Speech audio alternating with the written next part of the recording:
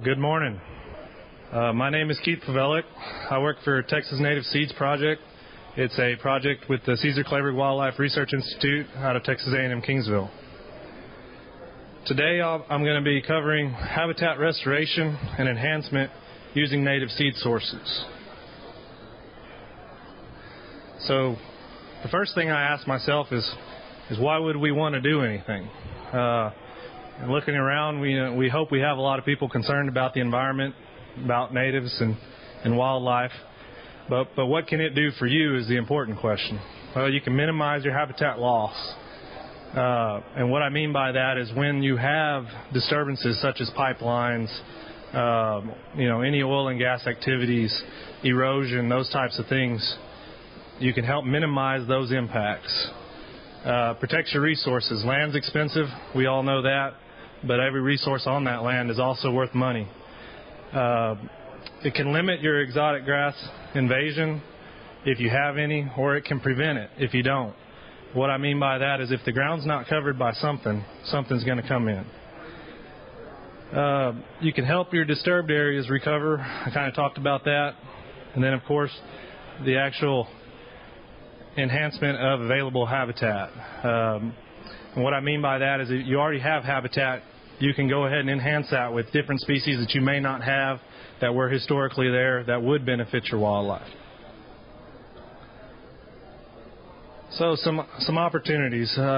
We all hope that we have a checkbook that can do these things, but it takes money, and we want to recognize that and kind of let everyone know about some opportunities out there. Oil and gas activities bring money in the way of damages, surface use agreements, those types of things. You also have the numerous environmental programs by the numerous agencies that I've listed below. And there's a lot of cost share in this, but if you work some of these programs correctly, you can very cheaply increase what you have on your land.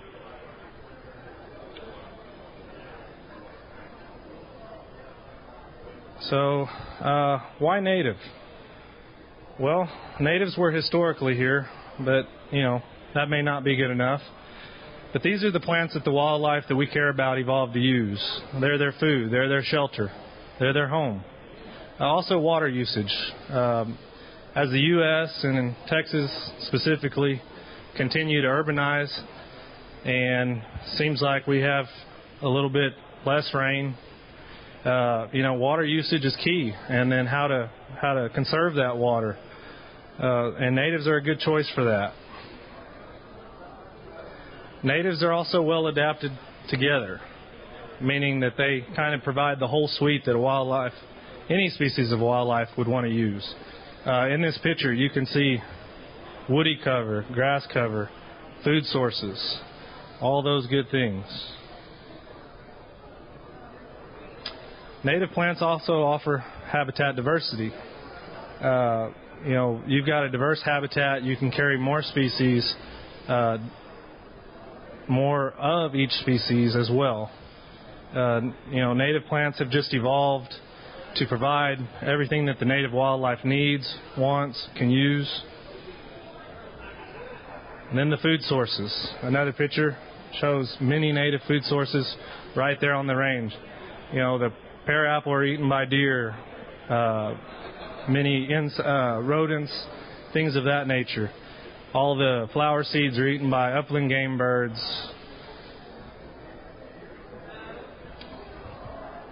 So, non-natives have been planted historically, and they do provide cover. In this picture, you can see cover.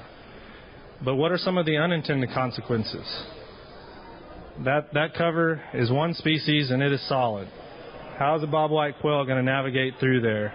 The deer are going to use it for fawning cover, but are they going to get many nutrients out of that? What are the downfalls? And when you break that natural system, and I think we've all kind of seen some of that in any aspect of Texas today. So when our project started, there was a lot of misconceptions about using natives for reclamation use. Years ago, I remember coming on board, going to one of the first NRCS meetings, And there was grumblings in the crowd. Well, they don't work. They cost too much. And at that time, native seeds weren't available, specifically for South Texas. And now the remainder of Texas, there's many places where there's still not seed available, and we're working to fix that. All native seeds that were available, people said, well, they're the same. Why would we want to, recreate the wheel?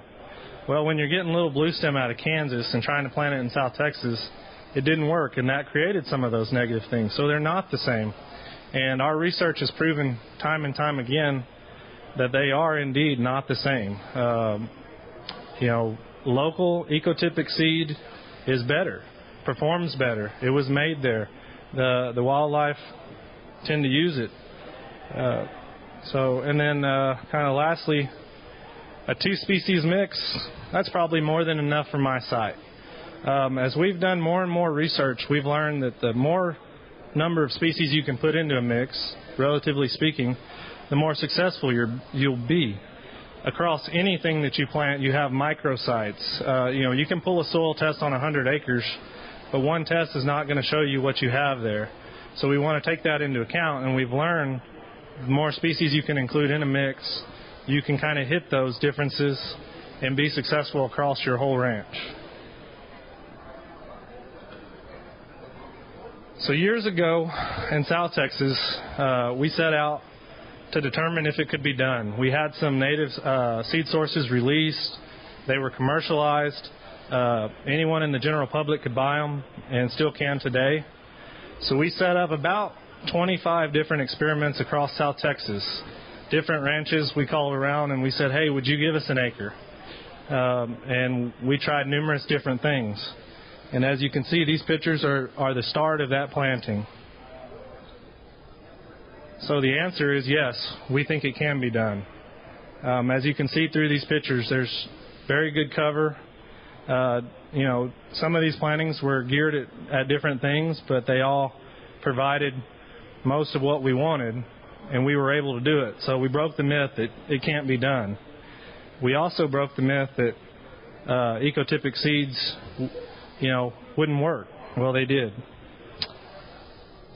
So I want to go ahead and move on to some of the things that we're seeing today. Is this a problem? And what I want to do is reframe this. If seismic stuff is going on through your ranch, yes, it is disturbing stuff and it is a problem, but it's also an opportunity. It's an opportunity to go back through what's been disturbed and enhance that. And we have many different native seeds on the market today that can help you do that. A pipeline ripping across your ranch, is that a problem? Again, I want to frame that with, it is a problem, but it's also an opportunity. A pad site. With the Eagle Ford shell as the number that I have down there, the 90,000 pads, that was what was estimated would be installed in the Eagle Ford shell. That's 90,000 opportunities to create some 2 to 5 acre sites on your ranch that you didn't have to pay for the brushwork removal, and you more than likely got some surface use money out of that, or the oil companies could put that in if it was into your land use agreement.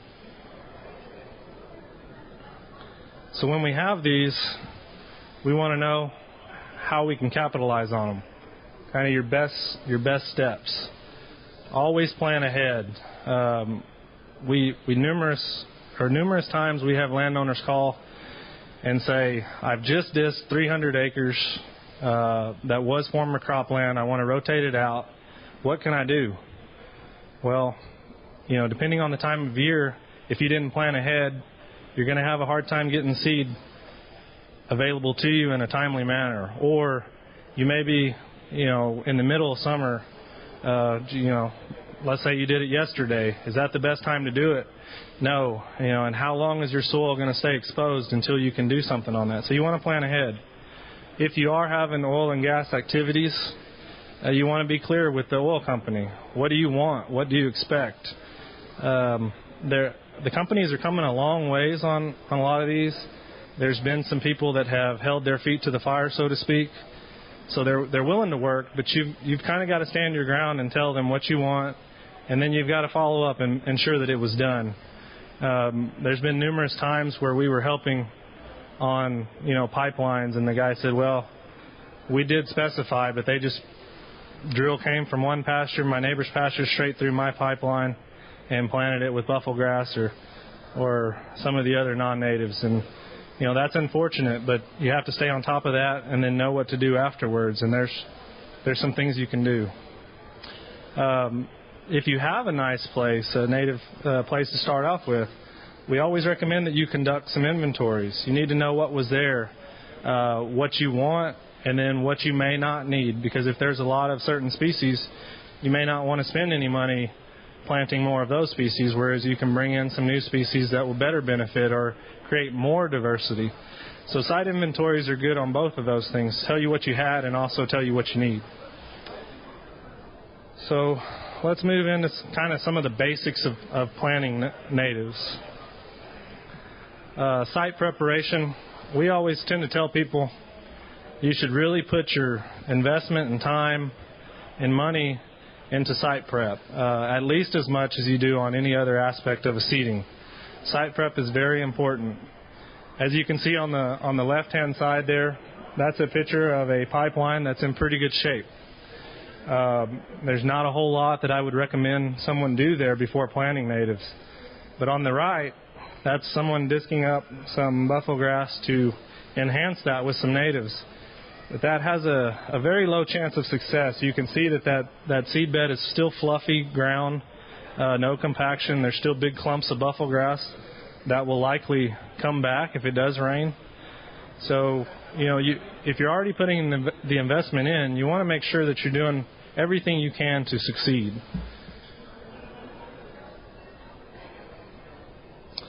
We want to maintain our soil integrity on the site. This is a picture of a pipeline that it was going in. We use the word double ditching a lot, and for those of you that don't know what that is, you can ask or require that the oil company that's putting in the pipeline that they blade the topsoil one direction and put that off to the side, and then they come in and do their ditch. And if you're really lucky, you can even tell them to dig one depth, move that one way, and then dig your final depth, move that another, and then put it back in the hole the way it came out. This is very important throughout much of Texas, as many of the subsoils can be salty or acidic, and you don't really want to mix those soil profiles. And then, of course, most people here know how important topsoil is, the nutrients, and you don't want to lose that. And when they mix that with stuff that came out 4 to 6 feet down below, you're diluting everything you really want to have to give yourself that edge when you come back in and plant it. So another question is, do I need to seed? And this was the edge. The red line is kind of the edge of an area that we planted on a ranch after some disturbance. And this is 3 months after seeding. And you can see the reseeding on the right is doing pretty good for 3 months. Already starting to seed out. And the area on the left is still very much still left to nature. Erosion can happen there. There's not a lot of stuff holding the soil together. Also, this was in Webb County. It's hot down there, and open ground really tends to bake, and that's a big problem. So, one of the other really important things is to select a good mix for your site. You can use that site inventory that I mentioned earlier to help you. Also, you need to know your soils, what plants will grow on those soils. Oftentimes we have people come to us and they're worried about the big four: little blue stem, big blue stem, yellow Indian grass, switchgrass. And there's a lot of sites in Texas that those aren't going to grow. And you want to understand your limitations and don't plant something that has no chance of succeeding. You're going to waste a lot of money, a lot of time, and you're going to be discouraged. Also, I put contact us. We have a website, but we have a full staff all across the state now. We're statewide, and we have local experts that can help you refine that mix or come up with one specifically for your site. We're free, and we're going to do the best we can. Many parts of the state, like I said earlier, are still limited to what you can buy that is ecotypic. But we have tested all the releases in the state across multiple regions, and we can give you your best shot for now. Or we can tell you, if you're thinking about doing something, we can tell you, well, we're very close to X, Y, and Z release in Central Texas. If you wait 2 years, you're more than likely to have a better chance of success, or to be able to put the species you want down on your area. So I mentioned Ecotypic Seed. This slide is the perfect example of why Ecotypic Seed is needed, why you want to pay attention to where your seed's coming from, and why a lot of stuff has not worked in the past. The stuff on the left-hand side of the slide was a mix that we came up with and put on a research experiment in, I'm trying to think of what county that was now. It was near Three Rivers, and as you can see, the stuff on the left, the Ecotypic Seed, really came on and thrived. The right-hand side was the mix that the oil company planted across everyone else's pastures. I say the mix, the native seed mix. And many of those species came from other states. And as you can see, they didn't perform well. And if you really look close, a lot of that is seed rain that already came off our side of the pipeline. So that's a very important thing that you want to keep in mind, educate yourself on, and use people like us to help you with that. Next, we're going to talk about the right equipment for the job. Native seeds can be hard to plant, but there's planting equipment that's made to handle those, and also sites can be hard to plant. For example, this caliche hilltop, dragging a drill across that would plant that very well, but you're kind of limited to the direction you're going to go. So if you just plant straight down that hill with your drill, you're going to create micro valleys that are just going to channel that rain right down that hill, and you're going to actually promote erosion. So you can do some different things. You can plant at an angle or, directly across it, but that's not always going to work, or pipeline companies may not be willing to do that. But there's some other things that I'll cover here in just a few minutes that would be ideal for that site. And you may have to ask them to rework a site. If they're cutting through a caliche hilltop or a sandy hilltop, you can ask them to put in terraces to help slow that water down, divert it, create some little micro swells that will hold water. It's not out of the realm. They just don't do it on an everyday basis because it costs money. If you mention it to them, though, most of the time they'll go ahead and appease you. So I talked about some of the specialized equipment. Well, native seed drills are one of the ones that can handle native seeds. They can handle the fluffy appendages. If you look on the top right, that's a fluffy seed box, and as you can see, those seeds are fluffy. The awns stick together. It can be very hard to plant out of a traditional planter, but a native seed drill has little teeth that are made specifically for that. They grab that seed, pull it down, and meter it out at the correct rate. Seed rates are very important. You want to make sure you're putting out the correct amount of seed, but you also want to make sure you're putting it out at the right depth, and seed drills can help you do that. Next we have broadcasters, and this is just a little whirlybird broadcaster. This is oftentimes what will be used if not specified. It's very cheap because it throws it real far. Any size tractor can run them, but you don't get good seed to soil placement, and it's very hard to accurately calibrate that, and especially as they're driving the edges, you're oftentimes seeding into the brush and not getting it where it was meant to be. And you only buy seed for your square block, and if you're throwing it 25 feet outside of your block, you're in turn wasting seed, but you're also not putting the correct amount down in your square. I mentioned earlier another piece of equipment for those hills, hydroseeding. This is a visual obstruction berm that we seeded with a hydroseeder, and you really can't drill that. The slope's too steep If you broadcast that, the seed is more than likely going to wash out. So that's a very problematic site. But a hydroseeder does two things. One, we were able to put the seed out. But number two, the green stuff you see, that's a mulch that also has a tackifier, and it sort of acts like a carpet or a web, so to speak. It's woven together when it dries, that holds the soil together. And so we're holding the soil together, we're putting out our seed, and it also creates some moisture retention, which is also important on steep slopes that aren't going to hold a lot of that water. So I mentioned planting depth earlier, and the hydroseeder, although it puts the seed out on top, it actually buries it in about a 1/4 inch of the mulch layer. So that's actually doing exactly what we would recommend. The seed drill also, if you set it up correctly, can do that. However, incorrectly set, a seed drill can plant it too deep, and you will be losing a lot of the viability of your seed because it'll germinate, but it won't reach the surface before it terminates. We always use the general rule of thumb. You want to see some seed on the soil surface when you're done. Not all of it, but you do want to see some seed. If you're not, you're probably planting too deep. So is that depth, does it matter? Well, right here in this picture, pretty clear that it does matter. The stuff on the right was planted at the correct depth, and although you see some bare areas, it's definitely better than the stuff on the left. Also, a lot of times the native plants, you see this stuff on the right that has those bare areas. Native grass has evolved to have that, and wildlife has evolved to use those open spaces to travel.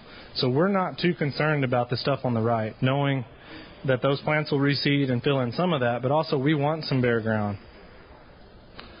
So next, and probably the most important ingredient to a successful planting, is patience. We all want to see instant results. We live in a world where we can type anything in on our phone and find out exactly what we needed to know. However, habitat restoration is not like that. Oftentimes, you'll do everything you can, but that fall doesn't turn out to be a rainy fall. And then the question comes up, should I replant? A lot of times you don't need to. If you did everything right, those seeds have dormancy. They're made to sit there and wait for those conditions to be correct, and they'll come up in the spring. Also, the bigger grasses tend to take longer to come up. So don't get discouraged if you plant something and you're not seeing your little blue stems, your yellow Indian grasses in the first 3-4 months. It may be a couple years, and that's just the natural cycle. So we need to understand that, and we need to have patience, and I think that's the most important thing to having or seeing your success, is to be patient and wait for it. So post-planting, this picture you see right on the right-hand side was the pipeline that was planted, and if you look, you can see kind of little lines. That's the native grasses coming up, and then you see the annual weeds that had germinated before those grasses had the right things, moisture and climate conditions to come up. So we often get asked, should we spray or do something about those weeds, shred, anything you can do for weed control. And my answer is always, well, maybe. My first question to you is, what is your goals? If I'm a wildlife guy and I'm seeing annual sunflower and some of those other annual weeds, I'm not worried about that. That's free food, free seed, and it's also going to create some shade for those other plants.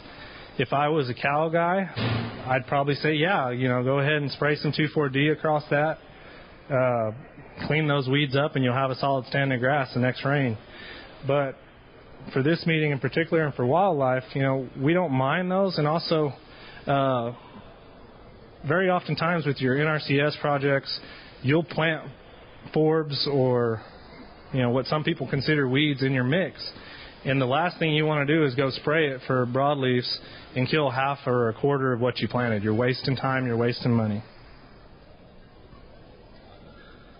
So another question that comes up oftentimes is concerns with exotics.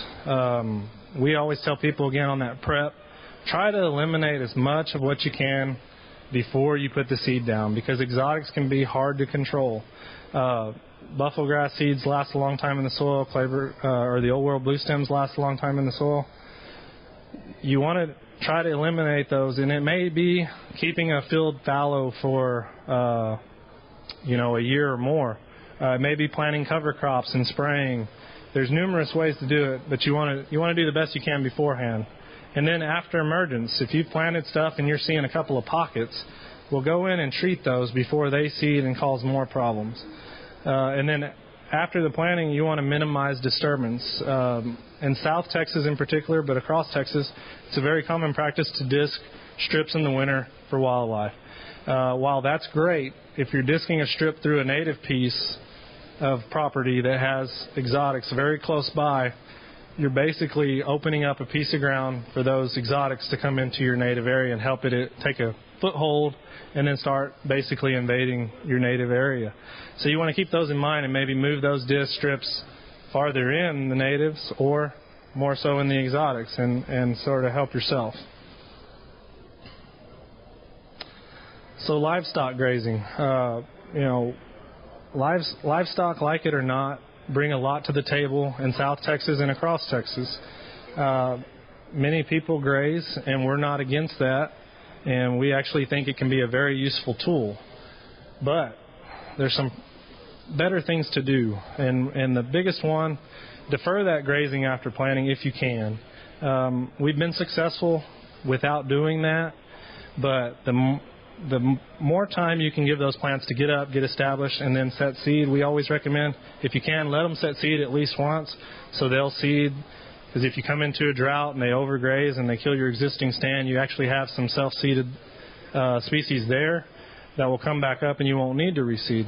So just kind of use it as a tool. Also, if you get, let's say, Texas panicum, it's an annual that will come up a lot of times. You get too big a stand across something that you planted with Texas panicum, turn the cows in, get that grazed off real quick, and then pull them back off, and that'll open that ground up for emergence of the native seeds. So I want to kind of move on to what is possible. And this planting that you see in the picture, that is 300 acres near George West. This was a retired cropland.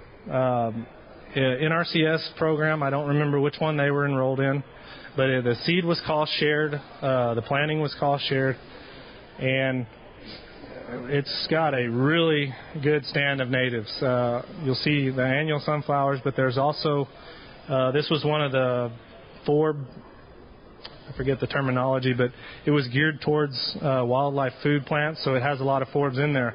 Alnus bush sunflower, the Bali bunderflower, orange Xmania, those were all planted there. They all came up. They all did well. In another portion of this planting closer to the river, willow baccharis came up, and it was a problem. And as soon as it came up, the question was, again, should we spray? And this landowner in particular is very cattle oriented, and he wanted more grassland, but he also wanted the forbs for his wildlife, the deer coming up out of the river, the quail. And so, we had to answer that question. What should you do with that willow baccharis? Well, we said, let's let things get up, get seeded, and then let's spray the willow baccharis, because willow baccharis can become problematic by choking things out or too thick a stand, and where it was bad, it was really bad. But with some proper advice, they were able to have a very successful treatment of that willow baccharis. The plants that came up that they ended up killing with the herbicides actually seeded back into those open areas. So you just want to think about those things. And large-scale plantings is kind of what I'm going to kind of close this talk with.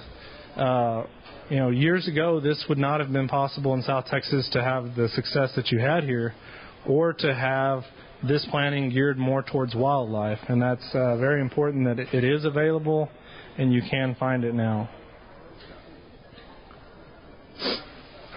This is a 60-acre planting in the Rio Grande Valley. This was on some Texas Parks and Wildlife land that was previously, and I'll use the word loosely, managed for wildlife. They did things to enhance wildlife or bring it out, but it was heavily dominated by Johnson grass, old man's beard, many annuals because of the repeated disking. And this planting actually was geared towards enhancing pollinator habitat and also the monarch migration. So this planting actually had milkweeds in it that were released by the South Texas Natives Project of Texas Native Seeds. And as you can see from the picture, we've got a pretty good stand of native grass coming up. We've got annuals, both volunteer and seeded annuals coming up in there. But most importantly, kind of a side, I guess, benefit of a pollinator species planting is how the wildlife can benefit from this. Many people, when they think about wildlife, it's the food sources of the seeds on those plants. And what this planting truly shows is not just the seeds from those forbs, but all the insects and pollinators that they're bringing in are just a virtual buffet for the quail chicks, turkeys, anything like that. I mean, if you can bring in bugs, you have food. So, very successful planting and kind of a shift in what was traditionally done here. And I just want to, highlight that. So this was a planting on a pipeline right away, and this particular pipeline cut through 8 miles of one ranch. And the landowner coined this her prairie strip, and that's literally what it was. As you can see on the right and on the left is very thick brushland. This is down around San Diego, Texas. I don't know if any of y'all know where that's at, but caliche hilltops dominated by brush cover. But prairie can exist there and did at one time, and as you can see through this pipeline, it created that strip, a microhabitat, if you will, for those birds to find and utilize, and they capitalized on that pipeline like I was talking about before. This was all paid for through the pipeline coming in. So it's not always a negative. You actually can increase. So with that, I'll close. And is there any questions? Well, thank you for your time. Mark your calendar now for next year's Texas Wildlife Association 34th Annual Convention, coming up July 11th through 14th of 2019 in San Antonio. This is a production of Roland Recording.